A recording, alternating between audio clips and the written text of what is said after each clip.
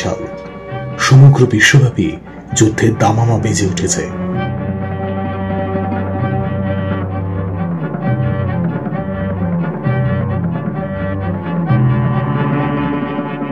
ভারতবর্ষের স্বাধীনতা আন্দোলন তখন তুঙ্গে।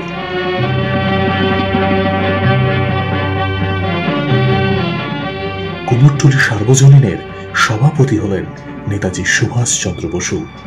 চতুর্থীর মাঝরাত্রিরে আগুন লাগলো পুরো প্যান্ডেলে। পঞ্চমীর সকালে প্যান্ডেলের বেশিরভাগ অংশই ভস্মীভূত। ভীষণভাবে ক্ষতিগ্রস্ত হলো প্রতিমা। কারো চোখে জল, কেউ বা দৃশ্যত হতাশ। কি হবে এবার পুজোয়? আগামী কালই তো ষষ্ঠী। 1938 সালে সে বছর কুমারটুলি সার্বজনীনের ঠাকুর তৈরি করেছেন গোপেশ্বর পাল। আর 1938 সালেতে চতুর্থীর রাতে, গভীর রাতে এই প্যান্ডেলে আগুন লাগে এবং পঞ্চমীর দিন সকালবেলায় সবাই দেখা যায় প্যান্ডেল ভস্মীভূত এবং ঠাকুর প্রায় নষ্টের দিকে। এবং তখন গোপেশ্বর পাল এই পঞ্চমীর রাতেই উনি আবার ঠাকুর তৈরি করা শুরু করেন। যেটা নষ্ট হয়েছিল সেটাকে উনি আবার নতুন করে রেস্টোরেশন করে ষষ্ঠীর মধ্যে উনি ওটাকে তৈরি করে দিয়েছিলেন, যেটা দেখে সবাই চমকে উঠেছিল। বাবা পিসমশাইয়ের কাছে মুখে যতটুকু শুনেছি, প্যান্ডেলটা প্রায় পুরোটাই পুড়ে গেছিলো এবং ঠাকুর যে ওই প্যান্ডেলের আগুন নেভাতে গিয়ে জল দেওয়ার ফলেতে যেহেতু মাটির ঠাকুর ম্যাক্সিমামটাই নষ্টের দিকে, কিন্তু ঠাকুরের খড়টা তো নষ্ট হয়নি। এই খড়টাকে রেখে ওই সেম আর্মেচারের উপর আবার ওটাকে রেস্টোর করে দাঁড় করিয়ে দিয়েছিলেন। সেটাতে প্লাস্টার অফ প্যারিস মাটি দিয়ে দাঁড় করে রাতারাতি ঠাকুরকে আবার তৈরি করে দিয়েছিলেন। আচ্ছা, আমরা যে ছবিটা দেখলাম এইটা তো হচ্ছে কি স্টুডিওতে যখন 1938 সালে দুর্গা ঠাকুর তৈরি হচ্ছিল। হ্যাঁ, এবার আমাকে এই ছবিটা দেখে বলুন যে এখানে তারপরে কি কি চেঞ্জ করতে হলো ওনাকে। দেখুন সেটা দেখুন, দুর্গা ঠাকুরের হাতের গড়ন, হাতের যে মুদ্রাগুলো রয়েছে সেই মুদ্রাগুলো চেঞ্জ হলো। হয়তো সিংহের যে ঝাঁপিয়ে আসছে সেই ঝাঁপানোর হয়তো সিংহের পশ্চার চেঞ্জ হয়েছিল। সেটার তো আমার কাছে কোনো ডকুমেন্টেশন নেই সেই ঠাকুরটা। আচ্ছা, মানে পুরোটা কমপ্লিট হওয়ার পরে যে ছবিটা, হ্যাঁ মানে পুড়ে যাওয়ার পর যে ছবিটা, সেটা এটা নেই। এটা যখন প্যান্ডেলে যখন ঠাকুর বসেছে তার ছবিটা রয়েছে। আপনারা ভাবছেন যে গোপেশ্বর পাল নামটা বারবার শুনছেন, গোপেশ্বর পাল কে? মানে উনি কীভাবে আর কি এই একচালা প্রতিমাকে ভেঙে পাঁচচালার যে অন্যরকমভাবে যে ঠাকুর তৈরি করা সম্ভব, সেই যে বিষয়টাকে তুলে ধরেছিলেন, সেই ব্যাপারটা আমরা একটুখানি অভিজিৎ বাবুর কাছ থেকে চিনি না। বাই বর্ণ উনি হচ্ছেন কৃষ্ণনগরের, এবং কৃষ্ণনগরে উনি পুতুল বানানো থেকে ওনার শুরু। ছোটোবেলায় বাবা মা হারিয়ে উনি মামার বাড়িতে বড় হন। কৃষ্ণনগরে থাকাকালীন উনি এই পুতুল বানানোর কাজ শেখেন যদুনাথ পালের কাছ থেকে, এবং সেখান থেকে উনি মাটির কাজ প্র্যাকটিস করতে করতে তারপর কৃষ্ণনগর ছেড়ে উনি বেশ কিছুদিন রানীগঞ্জের কোল ইন্ডিয়ায় কাজ করেন। তারপর রানীগঞ্জ ছেড়ে উনি আসেন আমাদের এই কুমারটুলির অভয়চরণ মিত্র স্ট্রিট। তারপর উনি যান লন্ডনে, এবং লন্ডন থেকে 1924 সালে ব্রিটিশ এম্পায়ার এক্সিবিশন থেকে ফিরে এসে উনি এখানেতে এক ঘরে হন। কারণ যেহেতু উনি ব্রিটিশদের সাথে মিশেছেন তার জন্য ওনার জাত গেছে। সেই রীতিমতো মানে উনি ওনার যে ছেলেকে পর্যন্ত কোলে নিতে পারেন, সেই রীতিমতো ব্রাহ্মণদের সাথে উনি মানে ব্রাহ্মণ ভোজন করে উনি আবার জাতে ওঠেন। জাতে উঠে এই স্টুডিও প্রথম উনি এখানেতে তৈরি করে কাজ করেন। ওনার প্রথম মূর্তি ভেতর করে আছে, সেটা হচ্ছে বিশুদ্ধানন্দ সরস্বতী এই স্টুডিওতে। তারপরে উনি এখানে স্টুডিও কাজ করার সুবাদে 1936 সালে কুমারটুলি সার্বজনীনের জন্য দুর্গা ঠাকুরের প্রথম, ওনাকে বলা যায় ঠাকুর করার জন্য, উনি ওই প্রথম বছর উনি ঠাকুরকে একচালা থেকে এই 5 চালা বা 4 চালা এই চালিগুলোতে ভেঙে দিয়েছিলেন। এবং সেই বছরের প্রথম যখন উনি ঠাকুর করেন, ব্রাহ্মণদেররা সেই ঠাকুর পুজো করতে চাননি, কারণ বলেছিলেন এটা স্বাস্থ্যসম্মত হয়নি। এবং শোভাবাজার রাজবাড়িতে আমি যতটুকু শুনেছি যে ওখানে তিনি ব্রাহ্মণদের সাথে তর্কে বসেন, এবং উনি তর্কে হারান। যে একটাই যুক্তি খাড়া করেন যে মা যখন যুদ্ধ করতে যাবে তাহলে তার সঙ্গে তার ছেলেমেয়েরা সঙ্গে কী করে থাকবে, অ্যাকচুয়ালিতে তারা আলাদা একটা সেফ জায়গায় তাদেরকে দাঁড় করিয়ে তবেই মা যুদ্ধ করবে। এবং সেই যুক্তিতে ব্রাহ্মণদেরকে উনি হারানোর পরে প্রথম দুর্গা ঠাকুর পুজো হয়।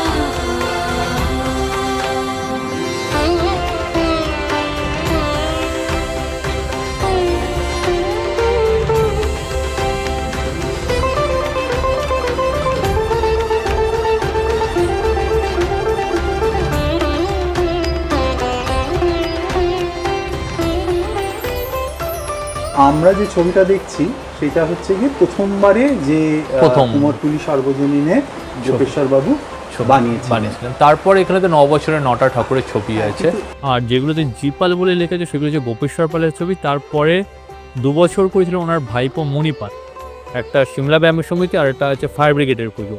এই পাশেরটা এটাও মণিপালের করা। আচ্ছা, কোনো একটা বাড়ির আর এইগুলো এটা হচ্ছে গোপেশ্বর বাবু যে আগে ছোট যে মার্কেট করতেন সেই মার্কেটেরই একটা ফটোগ্রাফ। মানে উনি টোটাল জিনিসটা প্যান্ডেলে যখন সাজানো হবে তার ডিসপ্লে কিরম হবে তার তো উনি এভাবে সাজিয়ে নিতেন। এইবার একটু আমাদেরকে বলুন অভিজিৎ বাবু, যে প্রথমবার বানানোর ক্ষেত্রে একটা তো কি বলবো, একটা ফর্মকে পুরো ভাঙা, একটা সাবেকি প্রতিমা 5, হ্যাঁ, তার জন্য উনি রীতিমতো প্রচণ্ড ইউরোপীয় একটা প্রভাব, যেহেতু উনি লন্ডন থেকে এসেছিলেন, একটা প্রভাব পড়েছিল। কারণ আমি যতটুকু শুনেছি মানে দুর্গা ঠাকুর বানানোর সময় উনি ওনার মেয়েকে সামনে রেখে স্টাডি করে দুর্গা ঠাকুর বানাতেন। তারপর খাটাল থেকে মহিষ নিয়ে এসে মহিষকে সামনে শুয়ে মহিষকে দেখে দেখে উনি স্টাডি করতেন। তারপর উনি চিড়িয়াখানা থেকে রীতিমতো সিংহ স্টাডি করে নিয়ে এসে সেই সিংহকে দেখে তারপর উনি সিংহ বানাতেন। এবং এখানে আসুন, এখানে তো ওনার প্রথম মানে বড় মূর্তি করার আগে ছোটো মিনি মার্কেট বানাতেন। সেই মার্কেট থেকে এগুলো আস্তে আস্তে পরবর্তীতে উনি বড়তে ট্রান্সফার করতেন। এই 9 বছরের 9টা এখনও মার্কেটে রয়েছে। আর এখানে দেখুন অসংখ্য ছোটো ছোটো ওই অ্যানিম্যাল স্টাডি রয়েছে, যেগুলো উনি চিড়িয়াখানাতে মাটি নিয়ে গিয়ে উনি লাইফ ওগুলোতে স্টাডি করে আসতেন। উনি সঙ্গে করে মাংস নিয়ে যেতেন, সিংহটাকে মাংস যে খাঁচা দিয়ে ছুঁয়েছেন, সিংহটা যে এগিয়ে আসছে সেটাকে উনি মাটিতে সঙ্গে সঙ্গে খুব ফাস্ট উনি ওইটাকে মাটিতে জমি নিয়ে আসতেন। তারপর এই সিংহটাকে দেখে উনি এখানেতে বড়তে উনি করতেন। মানে রীতিমতো ইউরোপিয়ান কোথায় যে মডেল বসিয়ে স্টাডি করে কাজ, সেটা উনি শুরু করেছিলেন এই দুর্গা ঠাকুর করার ক্ষেত্রে। আচ্ছা অভিজিৎ বাবু, আমায় একটা কথা বলুন, এত প্রাণ ধরে লোকজন একটা সাবেক প্রতিমা আর কি চিরকাল দেখে এসছে, তখনও তো লোকে দুর্গাপুজোর সময় ঠাকুর দেখতে বেরোতো। তো এইবার সেই জায়গাটাতে এই যে চেঞ্জ হলো 1936 সালে, তাতে লোকজনের কিরকম প্রতিক্রিয়া হলো? আমি যতটুকু শুনেছি এত ভিড় হয়েছিল যে উপচে পড়ছে, মানে সামলানো সম্ভব হতো না। আমি এই লোক 1936 সালে 37 সাল থেকেই, মানে এই যে তখন একটা অদ্ভুতভাবে ট্রেন তো ছিল কুমারটুলি সার্বজনীনের গোপেশ্বর জিপালের ঠাকুর দেখতে যাওয়া। এই ট্রেনটা তখনই তৈরি হয়ে গেছিল কুমারটুলি সার্বজনীনের। মানে সে মানে লোকে লোকারণ, আমি যতটুকু শুনেছি লোকে লোকারণ, মানে এটা একদম নতুনত্ব একটা জিনিস দেখার জন্য পরের বছর কী হবে, তার পরের বছর কী ঠাকুর, রীতিমতো সেই বছর থেকে পরিকল্পনা শুরু শেষ হওয়ার আগে থেকে পরের বছরটা কিরাম দেখতে পাবো। আচ্ছা, কুমারটুলি সার্বজনীন যারা, তারা তো এতটা মানে সাবেকি মূর্তি বানিয়েছে, এখানে একটা করে এই ভাঙাটা তারা কেন আমাদের ভাঙতে রাজি হল? তার পেছনে নেতাজি নিজেও চেয়েছিলেন যে এই দুর্গা ঠাকুরকে একচালা থেকে ভেঙে একটা নতুন কিছু তৈরি করতে।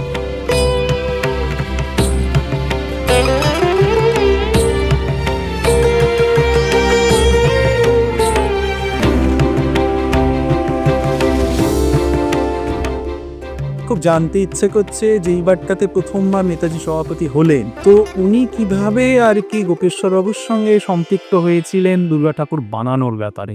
দেখতেন কাজ চলাকালীন কি হচ্ছে কিনা, টোটালটাই নিজের অবজার্ভে রাখতে। এবং তার পাশাপাশি মানে এই যে প্রথম যে বছর ঠাকুর হয় সে বছর যখন ওই যে পণ্ডিতরা মানে পুরোহিতরা পুজো করতে চায়নি, তার জন্য কি হবে সেটা তো উনি কিন্তু দায়িত্ব দিয়েছিলেন গোপেশ্বরবাবুকে, যে আপনি ব্রাহ্মণদের সাথে কথা বলেন এটা কীভাবে, এটা কী হবে। এবং রীতিমতো সবাই যা রাজবাড়িতে তর্ক সভায় বসে উনি হারিয়েছিলেন। আচ্ছা, তার মানে আপনি বলতে চাইছেন নেতাজি হয়তো 38 সালে সভাপতি হয়েছেন, কিন্তু তার আগে কিছু তার আগেও যুক্ত ছিলেন। আচ্ছা অভিভাবক, আমাদেরকে একটা কথা বলবেন, এ তো গেল 1936, 37, 38 3টে বছর। 36 সাল থেকে উনি গোপেশ্বরবাবু দুর্গাপুজো শুরু করেছে, তো তারপরে কি হলো? তারপর উনি 1944 সনে দেহ রাখেন 23শে পৌষ বাংলার, এবং সেই বছরই ছিল ওনার লাস্ট দুর্গা ঠাকুর করা। এই 9 বছর উনি 9টাই ঠাকুর করেছি। তারপরে জিপাল অ্যান্ড সন্স কোনো দুর্গাপুজো করলেন? তারপরে ওনার ভাইপো 2 বছর ঠাকুর করেন, একটা হচ্ছে ফায়ার ব্রিগেড আর একটা সিমলা ব্যায়াম সমিতি। আর তারপর থেকে আমরা কেউ এই দুর্গা ঠাকুরের প্রতি আমরা রেখে যান। সেটা কেন? যতটুকু পিসমশাইয়ের কাছে মানে ওনার ছেলের মুখে শোনা, আমার পিসমশাই সিদ্ধেশ্বর পাল, গোপেশ্বরবাবু খুব একটা এই দুর্গা ঠাকুর করার পেছনে উনি খুব বেশি আর ইন্টারেস্ট উনি দেখাননি। কারণ ওনার একটা জায়গায় কোনো একটা জায়গায় খারাপ লাগতো, সেটা হচ্ছে একটা উনি শিল্পকে এত স্টাডি এত প্র্যাকটিস করে বানাতেন, সেটা 4 দিনের পুজো হওয়ার পর সেটা নষ্ট হয়ে যেত। এবং তার জন্যই পরবর্তী সময়তে উনি ওনার ছেলেকে বলেছেন যে এই দুর্গা ঠাকুরটা না তৈরি করা, যদি কারোর পার্মানেন্ট হয় তখন করে দেওয়া। যেমন ওইখানে যে একটা ছবি দেখলেন মণিপালের করা, ওটা কিন্তু পার্মানেন্ট, কোনো বাড়িতে এখনও স্টিল না ওটা রয়েছে। মানে তারপর থেকে আর ওই জন্য 4 দিনের পুজোর জন্য এখানেতে কোনোদিন আর কোনো ঠাকুর তৈরি হয়নি। সেটা আপনারা এখনো মেনে এখনও মেনে চলছে।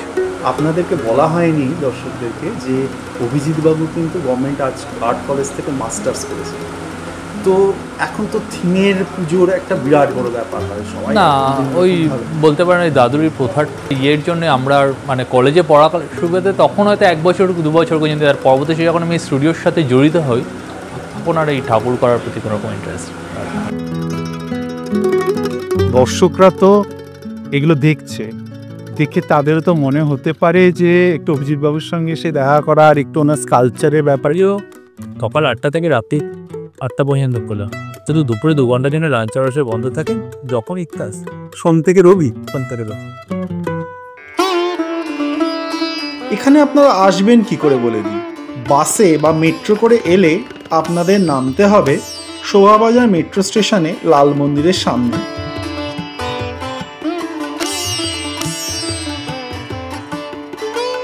বাঁদিকের রাস্তা ধরে সোজা হেঁটে পৌঁছাবেন রবীন্দ্র সরণি। কাউকে জিজ্ঞাসা করলে দেখিয়ে দেবে মা সিদ্ধেশ্বরী কালী মন্দির, ঠিক তার উল্টো দিকেই কুমারটুলি শুরু হচ্ছে।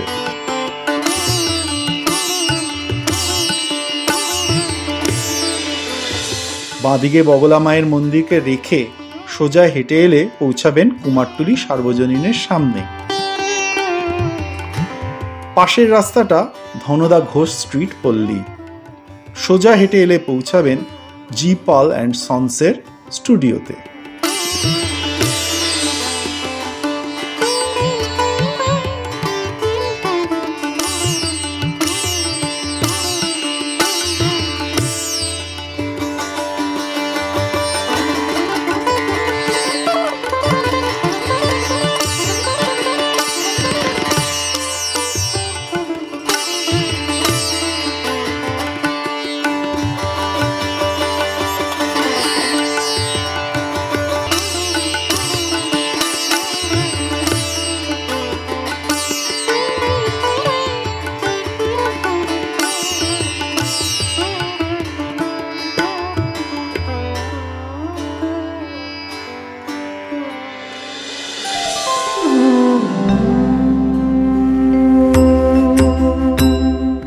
আমরা প্র্যাকটিক্যালি স্টুডিওতে যে ঘুরে ঘুরে দেখছি রামকৃষ্ণদেব, মা শারদা, স্বামীজি, হ্যাঁ, তাছাড়া আরও অন্যান্য অনেক মহাপুরুষদের যে মূর্তি, এই রিলেটেড একটা সুন্দর ইতিহাস আছে। মানে শুধু দুর্গাপুজো নিয়ে কিন্তু জি পাল অ্যান্ড সন্স নয়, সেটা কিন্তু আমাদেরকে মানে সেটা আমরা জানি, ইতিহাস একটা আছে। এই ইতিহাসের বিষয়টাতে আমরা অভিজিৎবাবুর সঙ্গে আবার একদিন মিলিত হব। সেই ইতিহাসটা শুনবার মতন একটা ইতিহাস এবং গায়ে কাটা দেবে। তো সেই জন্য অপেক্ষাটা আমাদেরকে করতে হবে। আজ আপাতত আমরা স্টুডিওটা আরেকবার ভালো করে ঘুরে ঘুরে একবার ওপর দেখব এবং মায়ের মূর্তিগুলোকে একবার দেখবার চেষ্টা করব করে আজকের এপিসোডটা শেষ করছি।